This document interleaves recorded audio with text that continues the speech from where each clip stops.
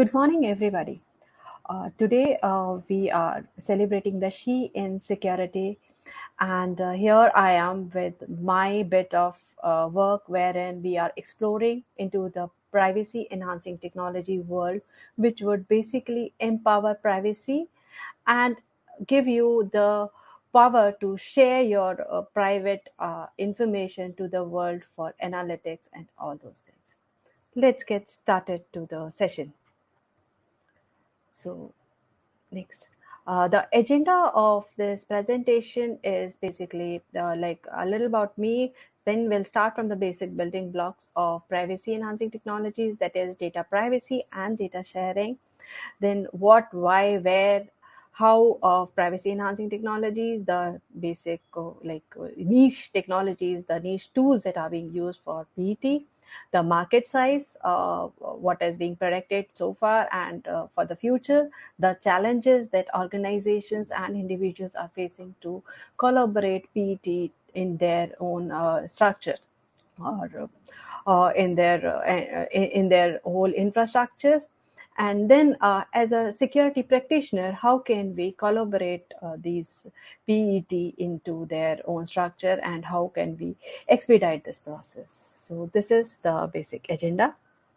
Let's go to now, a little about me. I am Shivani Agarwal. I am working as a solution architect in HCL Technologies. I have around 20 years of experience into secure software development, wherein I'm a lot interviewed about the complexity of security technology, the mathematics behind the security and implementation of these. So I have mostly used my expertise in designing innovative security strategies for the organization to achieve their objectives seamlessly. Uh, Now, not wasting your time, let's start with the basic agenda. So, wherein we are with the data privacy and data sharing, the two seemingly poles apart concepts. That is where we start the privacy enhancing technology from. So, like where we start with data privacy, it says the less the people know about you, the better it is. And in data sharing, we talk that information is the oil, and the more the data is available, the more we can leverage it and analyze it to for the combined cumulative welfare and growth of the people. So these are two different aspects of data which is being juggled with privacy enhancing technology. So it's kind of a balancing act that privacy enhancing technology does to enable users to share their data, but at the same time making them comfortable sharing the data so that the data is not being breached or misused or tampered with. Next slide. This is about the whole ecosystem, how this ecosystem derives. So there is data privacy, data sharing, there is compliancy and regulatory. And in the middle of everything lies the PET, that is privacy enhancing technology. So, like if you really want to know what is exactly data privacy, it is the protection of personal data so that the owner of the data decides who has the access to it and to what extent. Data sharing is basically the practice of making data available to the in the public domain or in a specific domain wherein the researchers are working on or some stakeholders, but ensuring that whatever data is being like shared is the third party is entitled to receive the data. So that is what data sharing is. Then comes the compliance and regulatory part of it, which basically governs how much of the data can be private, how much of the data should be shared, and what all data should be shared in what kind of conditions. So in crisis and conditions, so there could be some area wherein the private data could also be shared. So let's like as in COVID-19 during that time, the private data as in the travel itinerary of the travelers were being shared so that the government could establish the fact who all have came being in contact with a COVID-19 affected person. So these compliance and regulatory governs the data privacy and sharing.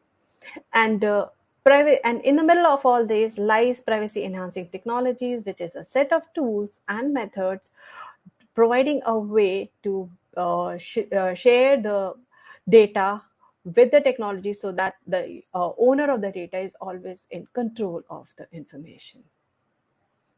So I hope any questions so far? I guess no. Let's go to the next slide, wherein here in this slide, what we are trying to establish is like why do we need PET and where exactly it is being used. So basically, PET is a technology that is used to share the data, but that at the same time, and the shared data could be leveraged for multiple use cases, but at the same time the owner of the data needs to be ensured that the data control lies with them. They know who they are providing the data for, what they are providing the data for, and the data is confidential and not being tampered with. So all these basic requirements the owner or the data owner has to share the data. So these prerequisites have to be compliant by the PET technologies. And once these compliance are being met, then the PET via PET the user is able to share the data. Where does this data goes? This data goes to the like well-established institutions like healthcare, financial institutions, and SaaS-based industries.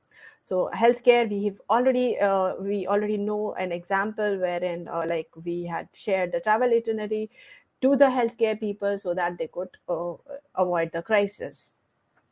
For financial institution, the data is being shared to financial institutions to promote the financial activities like the credit card promotions or the loan promotions. At the same time, it is also used for preventing the frauds. So, like the cyber frauds or the financial frauds, wherein your credit card has been swiped to a remote location. So, all these information is being like whatever data you're swiping or whatever transaction you're doing. So those all those transactions are being given to the financial institution to establish the fact whether there is fraud going on or it is a legitimate transaction. And the same way for the SaaS industry, the possibilities are enormous. They could be used to like influence the users, like the social media and all. So there are enormous possibility to where the data is being shared. The only thing is the requirement, like the data control and the data security is ensured. So there are enormous possibility for PET. Uh, just would like to know how many techniques would have you used so far. So would you like to take a poll? Because you might have used like some or the other of the PET technologies, like in the terms of when you're using Aadhaar card. So you send a token when you are doing a KYC based Aadhaar card, or you are, in fact, you are mm, ordering food from Zomato, Swiggy, etc. Therein also you're using PET. So if you could give an example wherein you have used the PETs. Okay. Oh, we've got two votes. So at least, like the audience that we have here have used PETs at least once or more than once.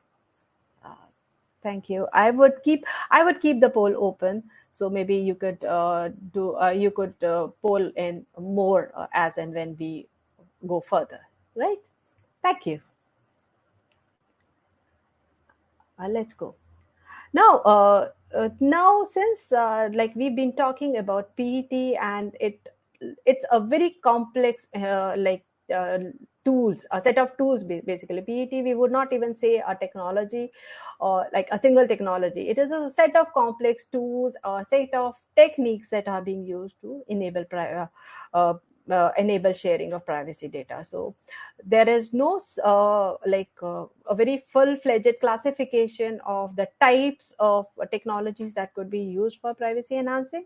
Here I have given an example from the from the report that I had from Federal Bank of San Francisco. So, and I actually agree to their implementation. So, I have used the same classification for this defining these privacy enhancing techniques. So, and I also think that more or less most of the PT technologies or the tools fall into either of these or a combination of these classifications.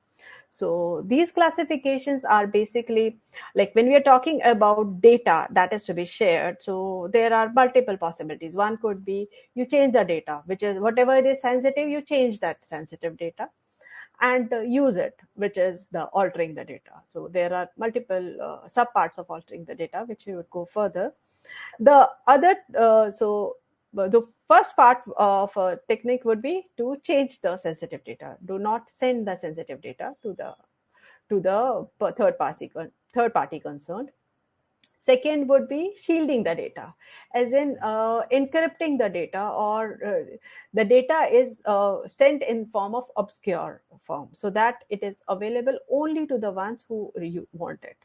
So there are multiple technologies related to the and the third one is more or less the application of these two techniques like defined above, as well as multiple other techniques, which is management framework. So there are multiple management frameworks that work in this area.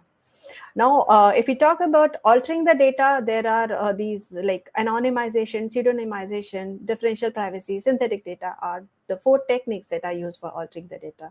Anonymization is basically like if you have some information that is identifiable information, you just remove that information. So, and send the data. But when you are removing that information, research have proved that even if you remove the information, one could zero down or trace back to the actual user if they combine some demographic details along with your data that is being sent. So anonymization is somewhat less used. Then there is pseudonymization, wherein you could generalize the data, as in like you instead of giving accurate data, you give a generalized like age bracket, or city people, or uh, people living at but a certain area. So this basically gives more dimension to the data, so that it cannot be traced back to the originator. And there are multiple, like some of the techniques in pseudonymization is to remove the tokens and other techniques, but this is one of the techniques which is used more frequently. Even our ML based solutions are using pseudonymization to alter the data and share it with amongst other parties. Then there is differential privacy. Differential privacy is basically adding noise to your data. So in that case, like whenever you are sending the data, you add some noise. And whenever somebody receives it, they can just minus that data, and then like with the analytics, because the noise has been added randomly, so with that the analytics could be performed so that the analytics is correct. So in that ways, the differential privacy is putting on. And another technology is to synthesize the data, as in create own data on the basis of the data that you have. So because we need enormous amount of data. So these are the techniques that are being used for a PET, so that like once we have changed the data and then we transfer data to the concerned party, they may not be able to trace back to the user. The second technique that we have talked about is shielding the data, which is performing cryptographic encryption about the data. These cryptographic encryption could be like we all know about symmetric, asymmetric encryption, which also shields the data. But this shields the data which is in data which is being in transit or data at rest. So we have symmetric and asymmetric algorithms to shield the data. But when we are talking about the data that is in use, then we might have to basically go to advanced techniques like homomorphic encryption or confidentially compute. Homomorphic encryption is a technology wherein you're able to compute on data without even disclosing the data. So, like let's say there is a party A, they have their data stored on a cloud and they want to compute the data on cloud and get the information back. So they can compute the information on cloud itself without even disclosing the data. So it is like a magic, but yeah, there is a lot of compute sensitive information that is going while doing this homomorphic encryption. Then there is confidential compute, wherein it is another technique which minimizes the attack interface, so that like if whatever computing is done, that computing is done within the hardware itself, so that so that at the time of the compute the data is not visible to the user and all those governance policies are not applicable. A simple, very simple example of confidential compute, which is not exactly like the way, but you could take like the way you are using biometric. So you're using hardware based shielding of data, that kind of thing. And then there are management framework.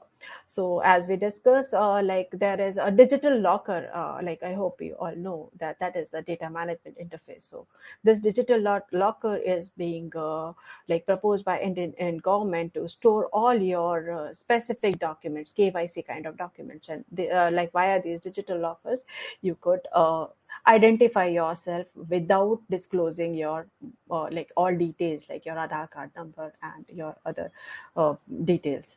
So these are kind of the data management frameworks that are being used to implement PET.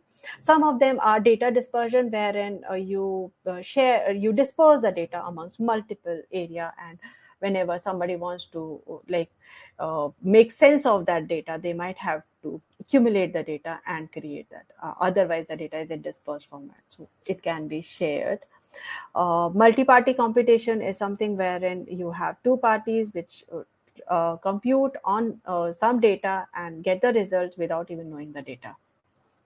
And digital identity, as I said about digital locker, and the data management interfaces are like smart contracts and other interfaces that we are going to. There are like they are based upon very niche technologies that are being explained in the next slide further, but more or less these are the basic techniques that are used for privacy enhancing. I hope you are getting it. In case you have questions, so maybe you might be able to ask me the questions later on. Oh, so here, these I'm talking a little bit about PhD tools. This list has been taken from the NIST, NIST standards like tools.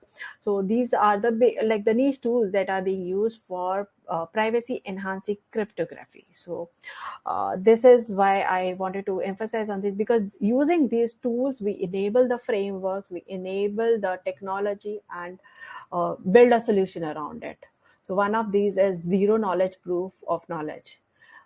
So this is a mathematical function wherein a user is proves the knowledge of a secret without even disclosing the verifier. So it is something wherein your user might prove that he is from a country without even showing their passport.